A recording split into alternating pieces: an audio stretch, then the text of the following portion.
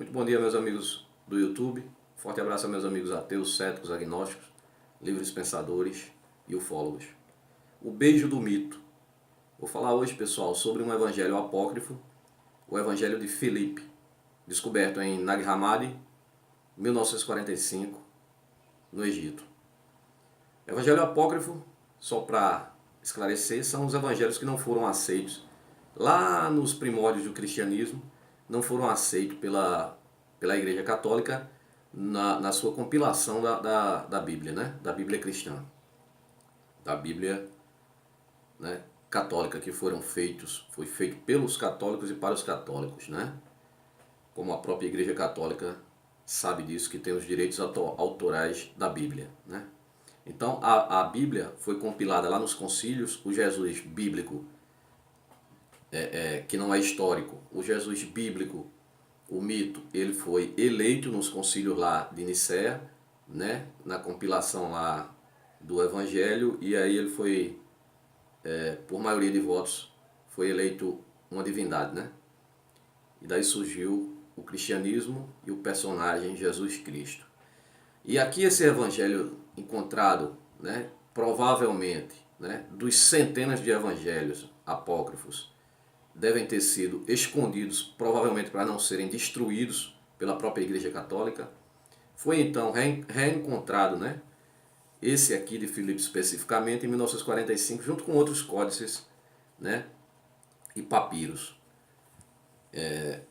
Posso citar entre eles, tem o Evangelho de Maria Madalena, né, que também refere-se a uma relação entre Maria Madalena e o próprio mito, em que até o próprio Pedro fica enciumado, né, da Maria Madalena com relação ao Jesus histórico, não, o Jesus bíblico. Vamos dar uma lidazinha aqui, eu fiz um esboço aqui para que entendamos mais esse evangelho. Inclusive tem outros evangelhos de Tomé, de Judas, né, e centenas de outros evangelhos. Vamos dar uma lidazinha aqui, ó. A ideia de um Jesus casado é um assunto adormecido para quase todos os cristãos, até o lançamento do livro de ficção O Código da Vinci, de 2003, de Dan Brown, bem como do filme homônimo, 2006, do diretor Ron Howard e estrelado por Tom Hanks, os quais introduziram na discussão popular uma polêmica que antes só circulava entre os acadêmicos e os pesquisadores. Mesmo não sendo um livro de história, a publicação desencadeou discussões entre cristãos e céticos, uma vez que a fonte literária do tema, o Evangelho de Filipe, um texto gnóstico descoberto em Nag Hammadi, no Egito, em 1945, não é popularmente conhecido. Os curiosos ficaram desorientados sobre o que era de fonte evangélica e o que era produto da imaginação de Dan Brown em seu livro. A hipótese de um Jesus casado, tal como a imaginada na obra, extraída de apenas uma das vertentes interpretativas deste controvertido evangelho gnóstico, tornou-se intrigante para ao público mais curioso, levando muitas pessoas à curiosidade sobre o que se falava de Jesus fora dos evangelhos canônicos. Evangelhos canônicos, aqueles que a igreja, né, canonizou ou tornou oficial, né? Enquanto que descartou centenas de outros. Nos primeiros anos do cristianismo. Tão intrigante quanto a hipótese de um Jesus casado e com descendentes é a passagem neste texto apócrifo onde é mencionado um beijo de Jesus na, abre colchetes, pontinho, pontinho, fecha colchetes. Eu vou explicar esse texto mais à frente. De Maria Magdala, de Maria Madalena, bem como a menção desta como a companheira de Jesus. O trecho entre colchetes da frase representativa representa a parte danificada do manuscrito. A parte danificada do manuscrito, e por ser este o único existente, na possível consultar outro para saber onde é dado este beijo de Jesus em Maria Madalena, se na boca ou tal como a maioria tal como a maioria dos tradutores e interpretadores sugere, ou em outra parte do corpo, tal como interpretam outros. Você veja bem que é muito interessante, porque nesse evangelho aqui de Felipe, justamente as partes onde vai completar a frase estão danificadas.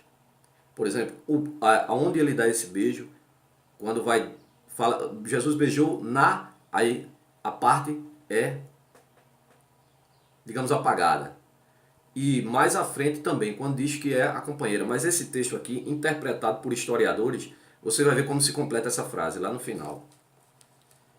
Continuando aqui, polêmicas religiosas são sempre carregadas de emotividades, quando cada parte na discussão, quer a favor ou contra, projeta seus sentimentos e ideologias em seus argumentos. Isso é verdade. A parte religiosa, principalmente, ela vai vir aqui com o quê? Falácia, para tentar dar outra justificativa ao texto. Mas vamos seguindo em frente, você vai ver que o texto significa isso mesmo. O beijo interpretado como na boca tem um sentido erótico e denuncia o caráter estritamente humano e sucumbente à tentação de Jesus. Você veja, estritamente humano, mas era isso mesmo. Era um personagem humano, se é que existiu esse Jesus, inclusive com falhas e defeitos humanos. Tá? E aqui, lá nos concílios, foi que eles deram, por maioria de voto, a divindade desse personagem.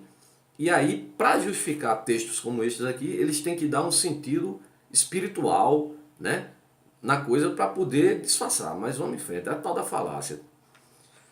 Sucumbente à tentação de Jesus.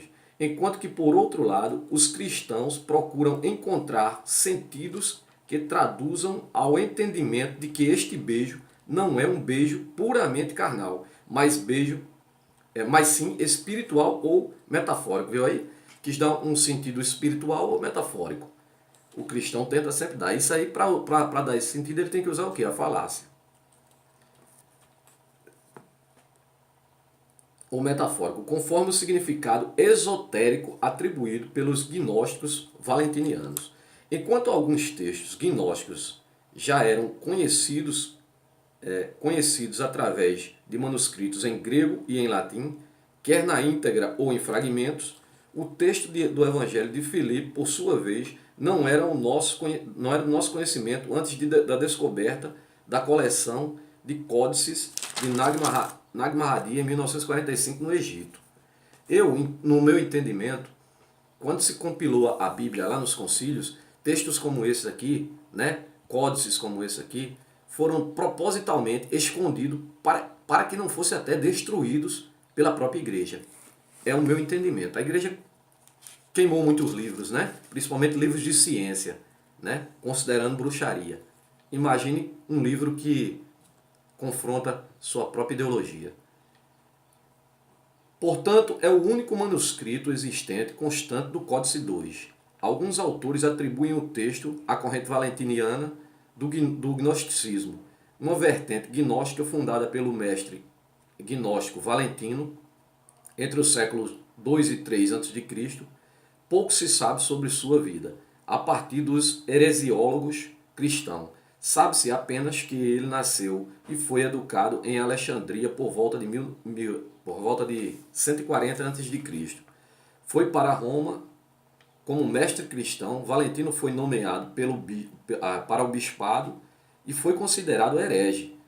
Então, ele criou sua própria linha de interpretação a partir do pensamento gnóstico. Trata-se de um texto extremamente enigmático e carregado de simbolismo gnóstico, cujo entendimento é possível à luz de uma exegese esotérica. Veja só, eles usam isso aqui, a exegese esotérica, para poder dar uma conotação, digamos assim, divina ao texto, né? E tirar a parte puramente humana do texto, né? O título Evangelho de Filipe deriva do fato de que Filipe foi o único apóstolo mencionado nele. O grau de racionamento, de intimidade, de relacionamento e intimidade entre Jesus e Maria de Magdala, Maria Madalena, vem sendo objeto de discussões desde a publicação do Evangelho. O trecho correspondido do manuscrito é cercado de polêmica, de discussão. O trecho é o seguinte, agora aqui eu vou ler ele abrindo os colchetes e depois eu vou ler ele preenchendo os colchetes. Veja só, o texto diz o seguinte: é a companheira de, abre colchetes, viu? Cortou o nome, fecha colchetes. Maria Magdala, abre colchetes, pontinho, pontinho, fecha colchetes. Ela mais que os discípulos, beijá-la na sua, abre colchetes, pontinho, pontinho. Veja como esse texto aqui fica preenchido corretamente. A companheira de Jesus, Maria Madalena, amava ele mais que todos os discípulos e costumava beijá-lo frequentemente na boca. É esse texto aqui, texto como esse aqui, que a Igreja Católica não quer nem ver, não quer nem sonhar. É muito curioso que a parte onde diz, justamente aqui, amava, onde diz companheira, onde diz beijar na boca, é justamente as partes onde no manuscrito dizem não constar. Então, é de suspeitar, né? Mas, preenchendo o texto completo, usando a ciência, os cientistas, né, os pesquisadores, o que diz é isso aqui, vou repetir mais uma vez. A companheira de Jesus, Maria Magdala, amava ela mais do que todos os apóstolos. Ele, Jesus, amava ela mais do que todos os apóstolos ou discípulos e costumava beijá-la frequentemente na boca. Viu aí? Texto Evangelho de Felipe. Se você quiser, você pode procurar, ler ele todo. Aconselho também ler o Evangelho de Maria de Magdala também. Você vai encontrar aí na internet. O Evangelho de Judas, né? O de Tomé, né? Que conta a infância do mito Jesus, né? Tem lá umas coisas bem interessantes. E tudo isso que ficou de fora aí da Bíblia cristã, né? Porque não era interessante falar que Jesus aqui, o mito deles, era casado, né? E se relacionava com uma mulher normalmente. Isso se fosse real. Quero esclarecer que tudo isso aqui é mito, nada disso aqui é real. Isso aqui tudo esse personagem é plágio de Dionísio, é plágio de Horus, é plágio de vários outros personagens. Na época em que o suposto Messias, né, deveria vir o Jesus, existia um Messias em cada esquina, sabe? Então maluco desse tipo tinha em todo lugar na época, tá bom? Então personagens podia ter sido também adicionado aí como talvez uma pessoa real, entendeu? E apenas copiaram ali aquela história, juntaram com a mitologia lá do plágio lá de Horus e aí criaram essa suposta divindade, Jesus Cristo, né? Um forte abraço a todos e até o próximo vídeo.